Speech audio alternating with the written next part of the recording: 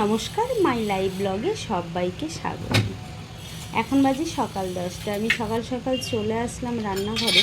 এর কারণ আজকে আমি নিজের কাছেই প্রতিজ্ঞা করেছি যে আজকে আমি বাড়ির কারো জন্য কোনো কিছু রান্নাবান্না করব না, শুধুমাত্র আমার নিজের জন্যই রান্নাবান্না করব।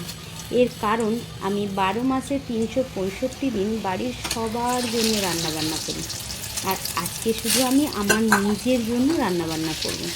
সেজন্য আমি একটা থালার মধ্যে আমি যতটা ভাত খাবো তার পরিমাণ মতো ভাত নিয়ে নিয়েছি, আর এদিকে দুটো ডিম নিয়ে ডিমের পেঁয়াজ দিয়ে নুন দিয়ে অমলেট করে ডিমটাকে কড়াইয়ের মধ্যে দিয়ে বেগুন কয়েকটা কেটে নুন হলুদ লঙ্কা দিয়ে মিশিয়ে নিয়ে অমলেট ভাজা হয়ে গেলে ভাতের সাইডে রেখে বেগুনগুলো তুলে ভেজে নিলাম। আর কয়েকটা আগের থেকে শুকনো লঙ্কা ভেজেছিলাম, সেটারও দুটো শুকনো লঙ্কা নিয়ে নিলাম।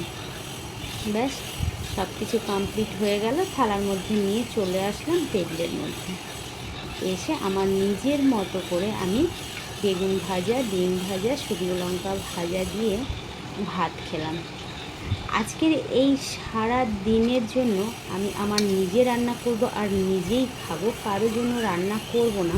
এর কারণ 12 মাসই আমি সবার জন্য রান্না করি, আর আজকে আমি সবার থেকে ছুটি নিয়েছি খাবার দাবার বানানো, আর আমি শুধু আজকে নিজে রান্না করব, নিজে খাবো। কেমন লাগলো আমার এই ভিডিও অবশ্যই কমেন্ট করে জানাবেন। ভালো লাগলে আমার চ্যানেলটিকে সাবস্ক্রাইব করে আমার চ্যানেলটির পাশে থাকবেন।